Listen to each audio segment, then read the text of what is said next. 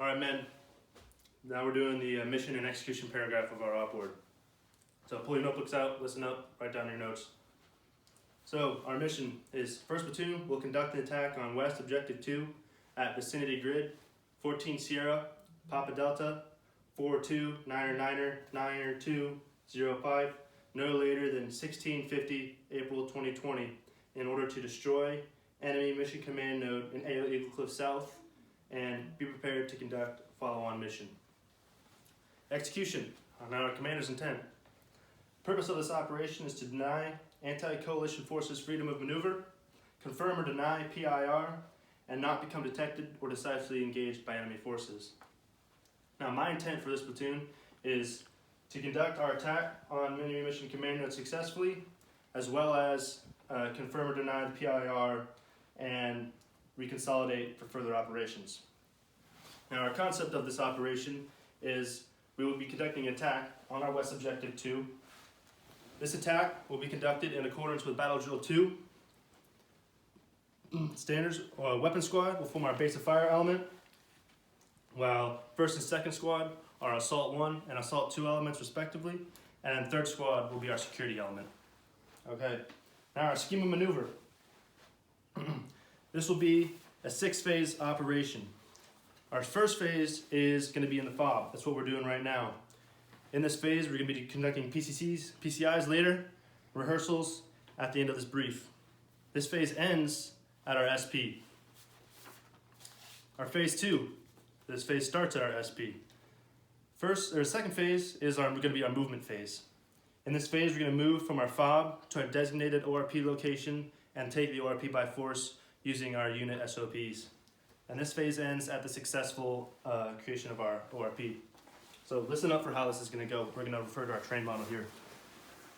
So what's going to happen, this is our FOB right here, our assembly area. Now, to start off, this is going to be our initial CCP as we move. Okay, order of movement is going to be 1st Squad or security squad, right? Then weapons squad will be integrated. The first team for weapons will be with me. Second team will be with the platoon sergeant. So after the 1st Squad, me with 1st team of weapons. Then Assault 1, our PSG with our medic is going to be attached to our PSG. Fire support officer is going to be attached to me. Then our Assault 2. Now remember, weapons is going to be integrated. We'll just put them at the end here. Then we're going to move to our ORP, squad column, fire team wedge, or based on whatever the terrain dictates. So boom, we're going to be taking it by force, and we're going to set up our ORP. Now that's our second phase. Third phase. This third phase is going to be our recon phase. During this time, we'll conduct a leader's recon to pinpoint our objective and confirm or deny PIR that we can see. While this is happening, the platoon sergeant will be conducting NWE, standing for men, weapons, and equipment, making sure we have all the things that we need and are ready to go, and then execute our RUC plan. So this is what that's going to look like.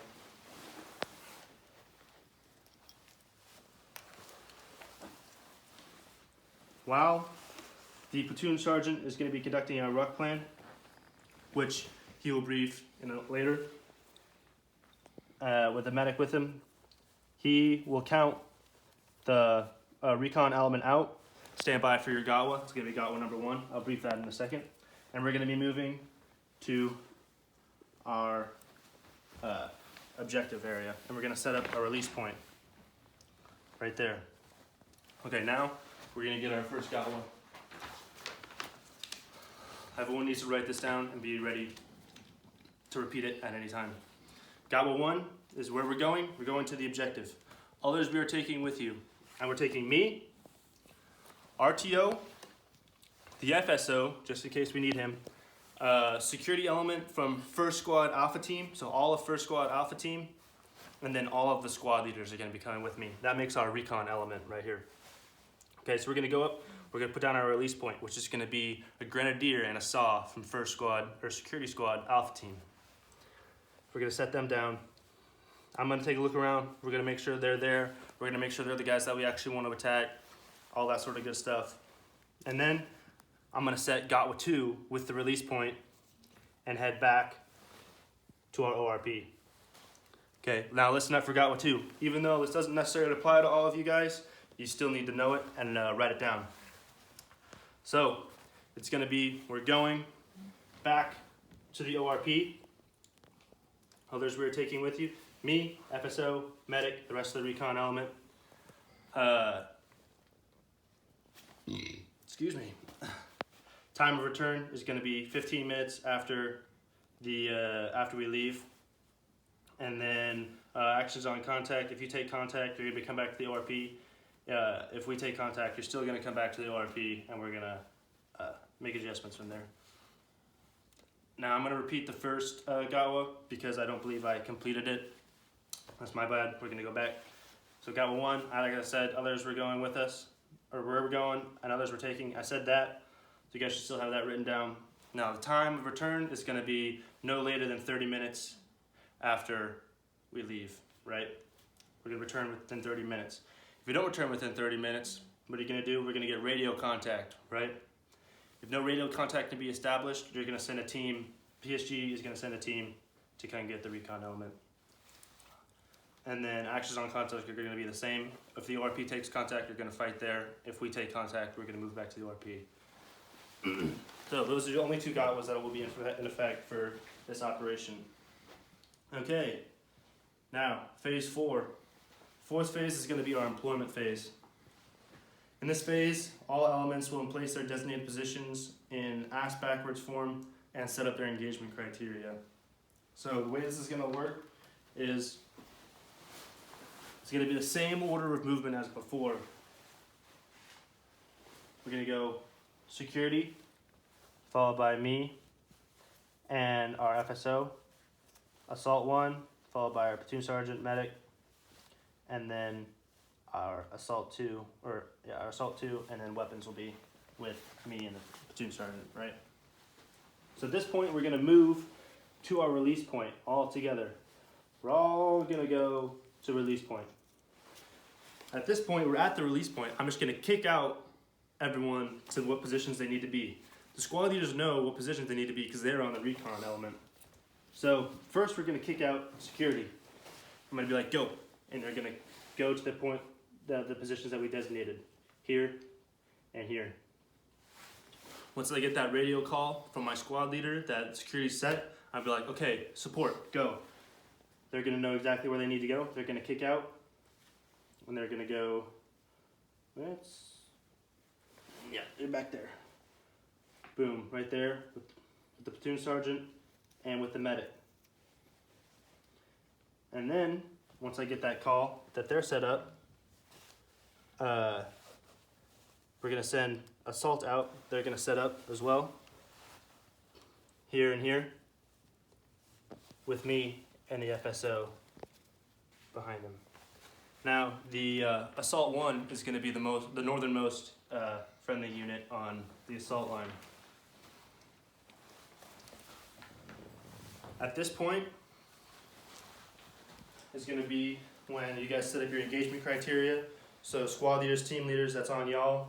You have to set up the engagement criteria for your machine guns, your grenade launchers, make sure you cover that dead space, those open areas, and those high avenues of approach. So phase 5 is going to be our execution phase. In this phase, we'll execute the attack, obviously. Initiation will be my radio call to the support by fire in which they will initiate. Now, to explain that a little bit further, it's not going to be me yelling, it's going to be me giving the radio call that everyone is set to the platoon sergeant to open up. And then they will open up with their 240s weapon systems. So we'll open up with a bang, right? After the initiation, assault 1 and 2 will move across and clear the objective until they reach their LOA. After they reach their LOA, the support by fire will get up and move across until they reach their LOA.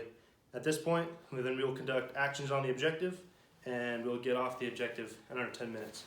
So let's take a look at exactly what this is going to look like here on our train model. So everyone's set up, right? We have our objective, assault, support. So we're going to set up, we're going to initiate with support by fire. Once I give them that radio call, we're going to go engage for 20-30 seconds, maybe, like tops. Initiating with a high rate of fire, moving down to a lower rate of fire, right? Once we've ceased fire, we're going to conduct SILs. And so we're going to wait, we're going to look, listen, smell, and we're going to see if anything on the objective moves, we hear anything, and if that happens, then we can re-engage for another few seconds. But if nothing happens, then we'll assault across the objective. So nothing happens in our SILs, we assault across the objective. Assault 1 and 2, staying online, and also clearing the weapons from the enemies that they come across. So they move across, they hit their LOA. Everyone calls out LOA. And then team leaders, squad leaders, they immediately start setting up security. At this point, they've heard the LOA call. Support by fire will move across. Now, we're going to go back a little bit. As assault is moving across, we're going to have some shift and lift fire calls, right? Shift fire is going to be first, lift fire is going to be second. Our shift fire call is going to be initiated with a radio contact, because all the squad leaders will have radios, or a star cluster flare. And then our contingency will be a foxtail, looks like this, rock with a VS-17 panel attached to it. And then our emergency will be whistles. It'll be one long whistle blow, or multiple long whistle blows for shift fire, and then it'll be repeated by the support by fire position. And then lift fire or ceasefire is going to be the same. It'll be with another star cluster and radio call first, then repeated by the support by fire, or foxtails and then whistle blows. Except these whistle blows will be short, sharp whistle blows, repeating. And remember, on those calls, the assault element's going to stop until we get the signal back from them that they've acknowledged. We're not going to keep going because we don't know if they've acknowledged, if they've stopped shooting, if they've shifted fire, right? So boom, they go across, get their LOA. Then our support by fire will go across, get their LOA. And at this point, our CCP, what the platoon sergeant would brief, would have been behind the support by fire, but now it's going to be the middle of the objective or where we take our first casualty. So that's where our CCP is going to be. And at this point, we're going to do our actions on the objective. We're going to do our specialty teams. So our specialty teams are going to be aid and letter, demo, EPW. Everyone needs to listen up for their name. EPW primary, it's going to be Holt and Hurd. EPW secondary is going to be Reddick and Harding. Demo 1 is going to be Morris and Albert. Demo 2 is going to be Garcia and then Hernandez. Compass primary is Pratt. Compass secondary is Spratt. Two different people there, y'all know who you are. Pace number 1 is Robinson. Pace 2 is going to be Manser. Okay, everyone should have their name, know exactly what they need to be doing. So for our EPW and our aid and litter teams, EPW is going to search in, or clear out and then search in. So they clear first because then our aid and litter team can initiate what they need to do. And while they're doing that, EPW can then be searching. Now while this is going on, our RTO is going to be our timekeeper. He's going to be the one to make sure we don't stay on the objective for 10 minutes. And so every minute he's going to be yelling out that a minute's passed. However, as well, he's going to be assisting the EPW. When they get PIR, pulling the information off the enemies, they're going to be yelling out what PIR they get. And the RTO is going to be the one that writes that down. So he's going to be doing the timekeeping and writing down the PIR, and he's going to give that list to me later. And so I can call it up in a spot check or spot report. Now at this point, we're going to get off the objective once our specialty teams have finished. We're going to get off in a red, white, and blue fashion. Everyone knows that SOP. Red is going to be the assault element. They're going to pull off, go back to the ORP. Once they pull off the objective, they're going to get back into a squad column fire team wedge. And then white is going to be our support by fire. They're going to pull off, get right behind the assault element, moving back to the ORP. And then blue is going to be our demo. So they're going to hit that charge, and then they're going to move out. As well as once blue is called, security is going to come back in, and we're all going to go back to the ORP. Now, that is the end of phase 5 once you reach the ORP. Phase 6 is going to be reconsolidation phase. Once we've returned to the ORP, we're going to reconsolidate ammunition, reconsolidate water between the platoon, and then be prepared to conduct follow-on missions. So, tasks to subordinate units. So the decisive operation is going to be our Assault 1 and Assault 2, obviously. They're the ones that are going to be assaulting across the objective. Their task is to clear the objective. Their purpose is nested, right? So their purpose is going to be the same as my intent and the commander's intent. So it's a nested purpose right there. The Shaping Operation 1 is going to be our weapons squad. Their task is to establish support by fire north of the objective. Their purpose is to allow freedom of maneuver. Shaping Operation 2 is going to be Security Squad.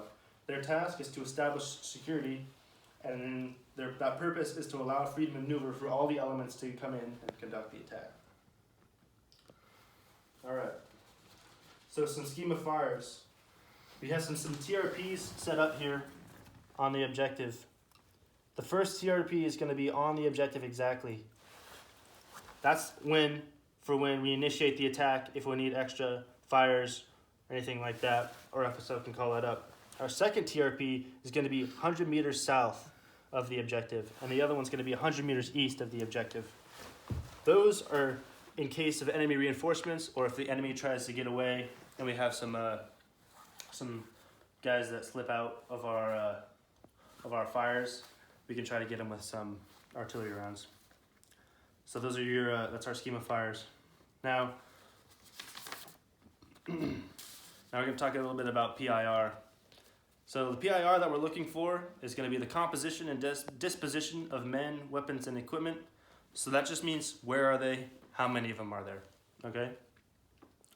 On the suspected mission command node, their uniform type, description of any of them, confirm or deny presence of overhead structure, confirm or deny presence of automatic weapons, confirm or deny CBurn threat, and confirm or deny visual contact of the high-value target. Remember back to our situation paragraph, we talked about that CBurn threat with the outbreak of the pathogen, so we always going to have our pro masks on us in case that happens.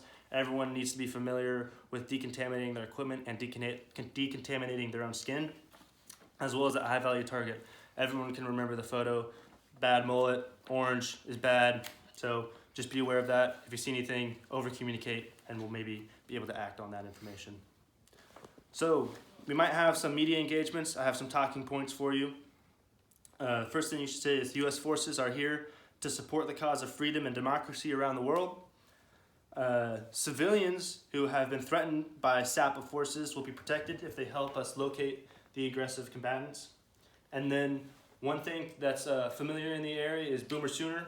It's a talking thing that the civilians like to use, so that is good. You're always free to use that. Throughout the entire operation, we have a few reports that are going to be required. Some SP report, spot reports that are going to be in the form of a salute upon enemy contact, visual or kinetic. Lace reports upon consolidation, so right after we get on our LOA with team leaders, that's going to be on you, get some lace reports. Now, everyone needs to be familiar with a 9-line medevac and a 9-line UXO. And then general row sit reps are mostly going to be required by me, for me by hire, or any other reports that are requested. So, time is now 1200.